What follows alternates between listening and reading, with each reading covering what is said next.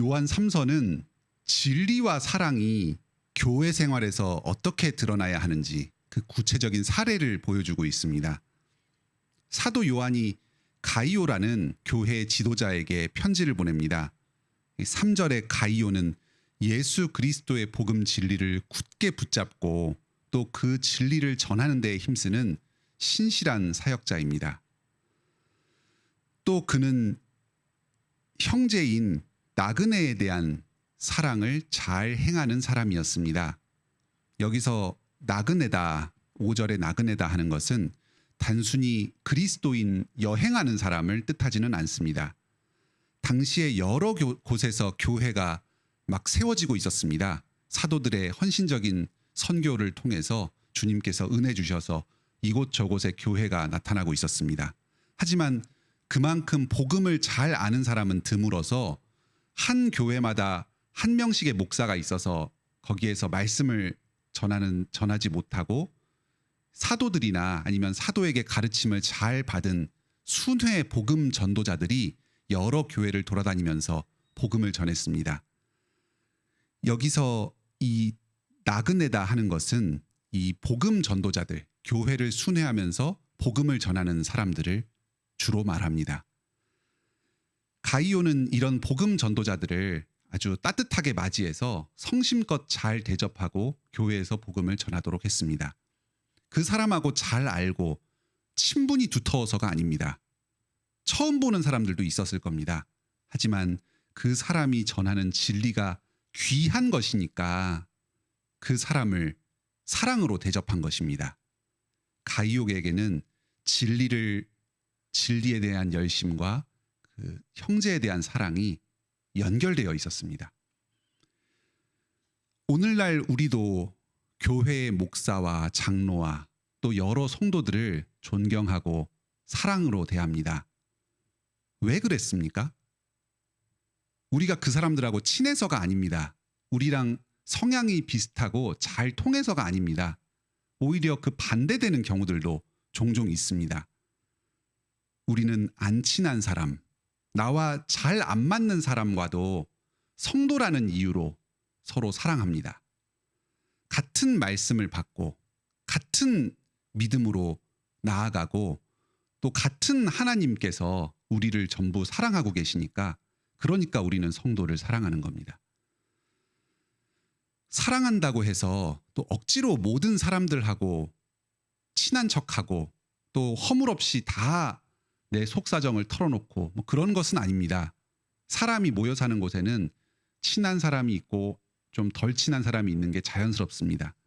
하지만 친하든지 안 친하든지 모든 사람을 사랑으로 대하고 그리고 필요하면은 또 다가가서 도움도 줄 수 있고 도움을 받을 수도 있고 하는 그런 관계를 맺는 것입니다. 사실은 우리 가족들을 사랑할 때에도 그 기본에는 이 성도와의 관계가 바탕에 있습니다. 내 가족, 내 배우자, 내 자녀, 내 부모가 때로는 나의 마음을 참 아프게 할 때도 있지만 그럼에도 불구하고 우리는 그 가족을 사랑합니다. 그 이유는 그 가족이 나와 함께 하나님의 유업을 상속받을 자이고 언약 백성이기 때문입니다. 한 진리 안에서 믿음으로 오래 참고 서로 용서하면서 하나됨을 이루는 일이 여러분의 가정에 있기를 바랍니다. 형제를 향한 우리 사랑은 구체적으로는 어떤 식으로 드러나야 할까요? 여기 2절에 요한은 가이오를 이렇게 축복합니다. 사랑하는 자여, 내 영혼이 잘됨 같이 네가 범사에 잘되고 강건하기를 내가 간구하노라. 아주 유명한 구절이죠. 많이 들어보셨을 겁니다. 영혼의 잘됨과 범사의 잘됨이 짝을 이루어서 이 잘되다 하는 말이 반복돼서 나오고 있습니다. 영혼뿐만 아니라 육체로 행하는 일상의 모든 일도 잘되기를 빌어줍니다. 단지 한 성도가 교회 출석 잘하고 신앙생활 열심히 하고 기도 잘하고 성경 많이 읽고 그런 거에만 관심을 갖는 게 아닙니다. 실제적인 삶의 필요, 일상의 필요도 관심을 가지고 잘 되기를 빌어주고 또 필요하면 도와도 주는 게 그게 바로 성도의 사랑입니다. 육체와 정신 모두가 잘 되고 바르고 건전하게 살아가는 이것이 바로 강건하다 하는 말입니다. 그래서 이것은 세 가지 축복이 아니라 영혼의 잘됨과 범사의 잘됨을 포괄적으로 이야기하는 게 강건하다 하는 것이고, 육체와 영혼 모두가 주님 안에서 샬롬을 이루는 것, 이것을 이야기합니다. 여기 요한은 가이오에게 데메드리오 12절에 데메드리오라는 그 전도자를 추천을 해줍니다. 이 사람을 추천해서 잘 대접해 달라는 겁니다. 그 이유는 이 사람이 진리를 가지고 있기도 하지만 또 가이오 교회에서 이 사람을 잘 대접해 주지 않으면은 이 사람이 뭐 오갈 데도 없고 먹을 것도 제대로 없기 때문에 아주 힘든 지경에 처하기 때문입니다. 7절에 이는 그들이 주의 이름을 위하여 나가서 이방인에게 아무것도 받지 아니함이라. 육체와 영혼을 모두 돌보는 그 형제에 대한 사랑이 이 데메드리오에 대한 추천에도 담겨 있습니다.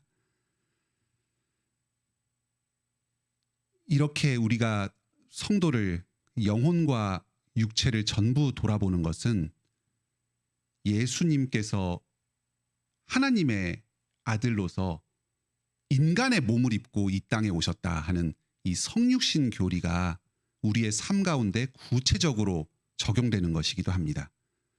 부활하신 예수님께서 제자들에게 떡과 물고기를 구워주시면서 믿음을 함께 일으켜 주셨던 것처럼 우리도 몸과 영혼을 함께 구원해 주신 것처럼 다른 형제들을 사랑으로 대할 때에 그 형제들의 몸과 영혼의 필요를 모두 돌아보며 도와줍니다.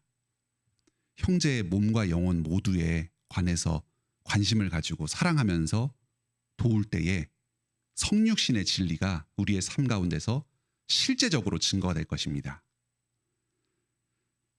9절에는 디오드레베라는 사람 이야기가 나옵니다. 이 사람은 순회 전도자를 배척했습니다. 다른 성도들이 교회에서 참된 복음을 들을 기회 자체를 막아버렸습니다. 그 이유는 교회 안에서 자기의 지위를 굳건하게 하기 위해서입니다. 이 순회 전도자와 또 전도자를 보낸 사도가 자신의 지위를 위협한다고 생각했습니다. 그래서 자기를 지키려고 이 전도자를 배척했습니다. 이렇게 교만이 싹트면 자기가 높아지려고 하면 진리도 저버리고 형제 사랑도 제대로 이루지 못합니다. 자기를 주장하지 않고 겸손히 자기를 낮출 때에 복음 진리를 풍성하게 전하고 다른 성도들을 사랑으로 섬길 수 있습니다. 오늘도 진리를 붙들고 나아가면서 가족과 친지와 형제와 또 성도들을 뜨겁게 사랑하면서 삶으로 그리스도의 성육신을 증거하는 여러분 다 되시길 바랍니다. 함께 기도하겠습니다. 하늘에 계신 우리 아버지, 오늘도 저희에게 하늘의 양식으로 먹여주시니 감사드립니다. 주님께서는 하나님의 아들이신데 사람의 몸을 입고 이 땅에 오셔서 저희의 몸과 영혼 모두를 구원하여 주셨습니다. 저희의 요람에서 무덤까지 온 삶을 함께 사시면서 저희의 그 어려움을 체휼하시면서 저희의 모든 생애를 구원하여 주셨습니다. 주님께서 저희의 몸과 영혼 전부를 아끼고 사랑하여 주심을 감사드립니다. 주님께서 단지 저희의 믿음뿐만 아니라 저희의 삶의 문제에도 하나씩 사랑으로 돌보아 주시며 인생길 전체를 인도하여 주심을 믿습니다. 저희 또한 주님의 이런 사랑 가운데 살면서 다른 성도들, 내게 맡겨진 사람들에게 몸과 영혼 모두를 돌보는 사랑을 하게 하여 주시옵소서. 하나님께서 저희의 몸과 영혼을 소중히 여기셨듯이 저희 또한 다른 형제들의 몸과 영혼의 필요, 삶의 필요 모두를 소중하게 여기고 돌아보게 하여 주시옵소서. 저희가 이런 사랑을 행할 때에 예수님께서 인간의 육신으로 저희에게 오셔서 저희를 온전히 구원하여 주셨다는 사실이 밝히 증거될 것입니다. 오늘 저희 교회에 윤찬영 재연주 성도가 결혼식을 행하게 하여 주시니 감사드립니다. 주님께서 이 가정에 복 주셔서 모든 결혼의 과정이 순조롭게 진행되게 하여 주시고 믿음으로 세워주셔서 참 아름다운 그리스도와 교회의 관계가 밝히 드러나는 부부관계를 맺게 하여 주시고 또 많은 자녀들을 허락하여 주셔서 아름다운 풍성한 열매 맺는 가정으로 세워주시옵소서. 오늘도 주님께 기도하러 나온 이 성도들의 간절한 기도를 들으시고 응답하여 주시옵소서. 이 성도들의 가족들에게도 복을 내려 주시옵소서. 예수님의 이름으로 기도드립니다. 아멘. 은혜로운 기도 시간 되시길 바랍니다. 오늘은